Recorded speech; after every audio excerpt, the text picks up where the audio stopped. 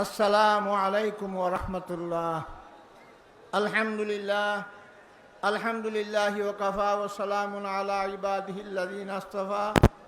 আম্মা বাদ, ফাআউযু বিল্লাহি মিনাশ শাইতানির রাজীম। বিসমিল্লাহির ইন্নাল্লাহা ইয়া'মুরু বিল আদলি ওয়াল ইহসান ওয়া ইয়ানহা আনিল মুনকারি ওয়াল ইয়াইযুকুম লাআল্লাকুম তাযাক্কারুন। ফাযকুরুনি আযকুরুকুম ওয়াশকুরু লি ওয়া লা তাকফুরুন।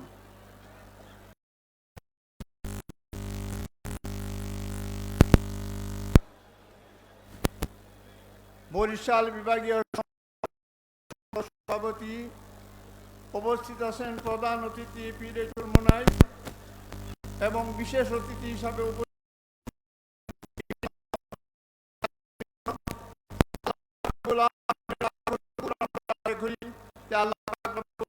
আমাদের এক জায়গায় বসার এবং আসার তৌফিক এনায়েত করছেন। সবাই বলি আলহামদুলিল্লাহ। সম্মানিত তৌহিদি জনতা, আমি আপনাদের সামনে এমন একখানা আয়াতে করিমা তেলাওয়াত করেছি। আপনারা প্রতি শুক্রবারে মসজিদের খতিব সাহেব দ্বিতীয় খুতবার শেষ দিকে এই আল্লাহর বাণীটা উচ্চারণ করেন এবং এই নসিহত করেন। আজকে ইন্নাল্লাহা ইয়া'মুরু বিল আদলি ওয়াল ইহসান ওয়া ইতা'i যিল কুরবা ওয়া ইয়ানহা আনিল ফাহশাই ওয়াল মুনকার ওয়াল বাগই ইয়া'iদুকুম লাআল্লাকুম তাযাক্কারুন। আল্লামা মুফাসসিরে কোরআন দেলাওয়ার হোসেন সাইদি সাহেব, সবাই বলি রাহমাতুল্লাহি আলাইহি, উনি এক বক্তব্যে বলছিলেন যে আমরা যদি ধানের গাছ রোপণ করতে চাই, তখন জমিন পরিষ্কার করার জন্য আমরা জমিনে ক্ষেত খামারে গিয়া এই জমিনের আগাছা পরিষ্কার করি। কিন্তু এই আগাছা পরিষ্কার করতে যদি আমরা শুধু স্লোগান দেই যে জমিনের যত তোমরা সব চলে যাও, কোনো আগাছা কি যাবে? যাবে না।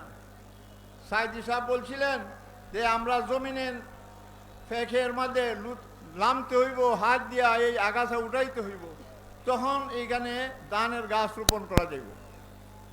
আজকে আলহামদুলিল্লাহ এই বাংলাদেশ স্বাধীন হয়েছে। পাকিস্তানের সময় গেছিল 23 বছর, এখন গেছে 54 বছর। এই 54 বছর শুধু এই দেশে শুধু আগাছাই ছিল, শুধু আগাছাই ছিল, ঠিক না? এই আগাছা আল্লাহ পাক রব্বুল আলামিন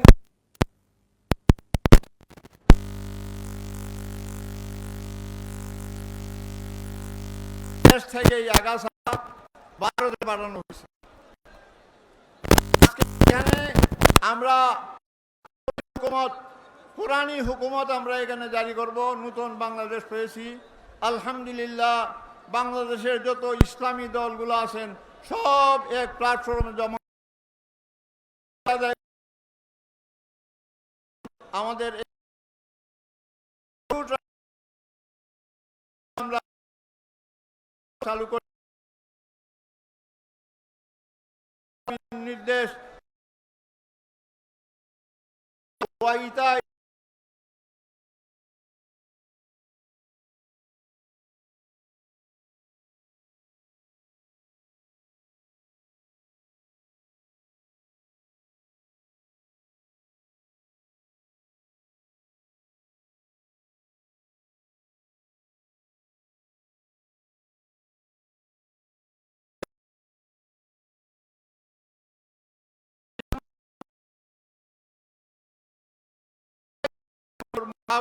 হ্যাঁ বলবো, ঠিক আছে না?